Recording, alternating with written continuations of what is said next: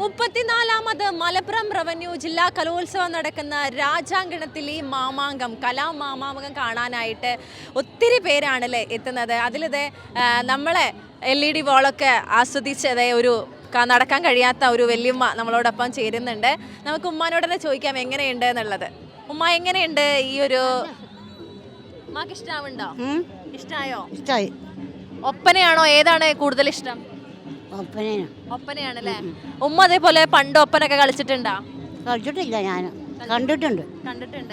അപ്പോ ഇതേപോലെ മുന്നൊക്കെ ഇതേപോലെ കലോത്സവത്തിലൊക്കെ പോവാറുണ്ടായിരുന്നോ? വഹിക്കുന്ന സമയത്ത് പോവാറുണ്ട്. ഓക്കെ. ഉമ്മാന്റെ പേരെന്താ? ആമിന.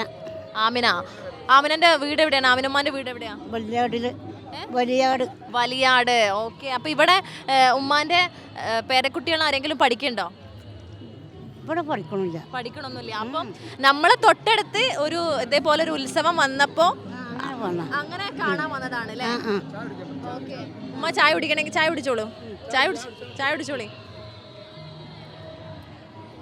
അപ്പോ നേരത്തെ ഞാൻ പറഞ്ഞ പോലെ തന്നെ നമ്മുടെ 3-ാം തീയതിയാണ് നമ്മുടെ കലോത്സവം സ്റ്റാർട്ട് ചെയ്തത്. 8-ാം തീയതി വരെ ശരിക്കും ഒരു ഉത്സവം തന്നെയാണ് കോട്ടക്കലുകാർക്ക്. ഇവിടെ എല്ലാവരും ഒന്നടങ്കം അങ്ങനെ ഏറ്റെടുത്തിരിക്കുകയാണ്. അപ്പോൾ എങ്ങനെയുണ്ട് അമ്മ? ചായ എങ്ങനെയുണ്ട്?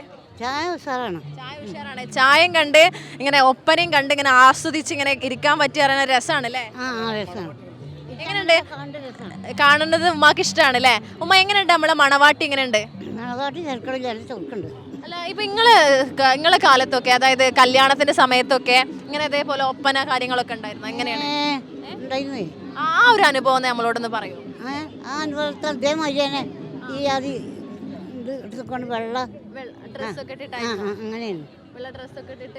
ഉമ്മാന്റെ കല്യാണം എങ്ങനെയായിരുന്നു? എന്റെ കല്യാണം എന്ന് പറഞ്ഞാൽ അത് കുറെ പഴക്കം ഉള്ള കാലത്തല്ലേ.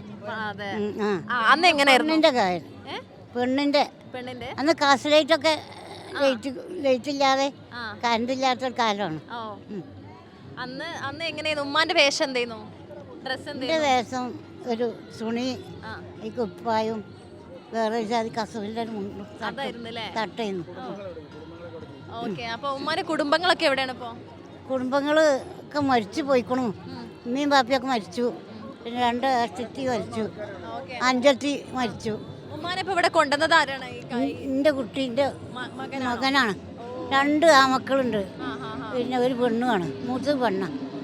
അപ്പൊ ഉമ്മ അങ്ങനെ ഒരു ആഗ്രഹം പറഞ്ഞപ്പോ കൊണ്ടുവന്നതാണോ അതോ? അല്ല, ഓരെന്നെ എവിടേക്ക് പോകുമ്പോൾ കൊണ്ടുപോകും. ശരിക്കും അത്തരത്തില് ഇന്നത്തെ കാലത്ത് ഉമ്മമാര് വൃദ്ധസദനത്തിലൊക്കെ ഒത്തിരി ആളുകൾ ആക്കണുണ്ടല്ലേ? വൃദ്ധസദന അന്നൊക്കെ അതൊക്കെ നോക്കുമ്പോ ഉമ്മ ഒത്തിരി ഭാഗ്യം ചെയ്തു. അതാണ് ആ ഉമ്മാന്റെ മകന്റെ പേരെന്താ? മുഹമ്മദ് അലി. ഓക്കെ. അപ്പോൾ ശരിക്കും മുഹമ്മദ് അലിക്കാക്കും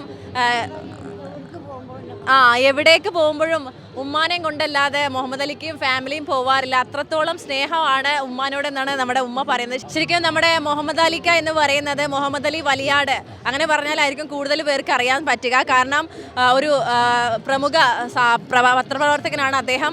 അപ്പോൾ അദ്ദേഹം ചെയ്യുന്ന പോലെ എല്ലാ മക്കളും, നമുക്കറിയാം ഇന്നത്തെ കാലത്ത് ഒരു ഫാമിലി ആയി കഴിഞ്ഞാൽ ഭാര്യയും മക്കളുമായിട്ട് പുറത്തു പോകുക എന്നുള്ള ഒരു സങ്കല്പത്തിൽ നിന്നും മാറി താൻ എവിടെ പോകുന്നു, തൻ്റെ ഫാമിലിയായിട്ട് എവിടെ പോകുന്നു അവിടേക്ക് തൻ്റെ ഉമ്മയെയും കൂട്ടി പോകുന്ന അദ്ദേഹത്തിൻ്റെ ഈ ഒരു നല്ല മനസ്സിനെ തീർച്ചയായും നമ്മൾ നല്ലൊരു കയ്യടി, അദ്ദേഹത്തിന് നല്ലൊരു ക്ലാപ്സ് നമ്മൾ തീർച്ചയായും അർഹിക്കുന്ന ഒന്ന് തന്നെയാണ്. അപ്പോൾ അദ്ദേഹത്തെ പോലുള്ള നല്ല നല്ല മനസ്സ് എല്ലാവർക്കും ഉണ്ടാവട്ടെ. നമ്മുടെ മാതാപിതാക്കളെ നമ്മളോട് കൂടെ ചേർത്ത് പിടിക്കാൻ സാധിക്കട്ടെ എന്ന് ആശംസിക്കുന്നു. ഞാൻ ഇല്ലാതെ എവിടേക്കും പോയിട്ടില്ല. അതാണ് ഉമ്മാന്റെ ഈ ഒരു വാക്ക് മതി. ശരിക്കും മുഹമ്മദ് അലിക്കാക്ക് ഉമ്മ ഇല്ലാണ്ട് എവിടേക്കും പോയിട്ടില്ല. ശരിക്കും മുഹമ്മദ് അലിഖാനെ എത്ര പ്രശംസിച്ചാലും മതിയാകില്ല. ഇന്നത്തെ സമൂഹം നമുക്കറിയാം പിഞ്ചു കുഞ്ഞുങ്ങളെ പോലും കൊല്ലുന്ന, അല്ലെങ്കിൽ സ്വന്തം സ്വാർത്ഥതയ്ക്ക് വേണ്ടി രക്തബന്ധങ്ങളെ ഒട്ടും നോക്കാതെ പല രീതിയിൽ കൊല്ലുന്ന നമ്മുടെ ഇന്നത്തെ ഈ ഒരു സമൂഹത്തിൽ മുഹമ്മദ് അലിക്കയെ പോലുള്ള ഇത്തരത്തിലുള്ള മാധ്യമ പ്രവർത്തകൻ, മനുഷ്യ സ്നേഹി തീർച്ചയായും എല്ലാവർക്കും ഒരു മാതൃകയാണ്.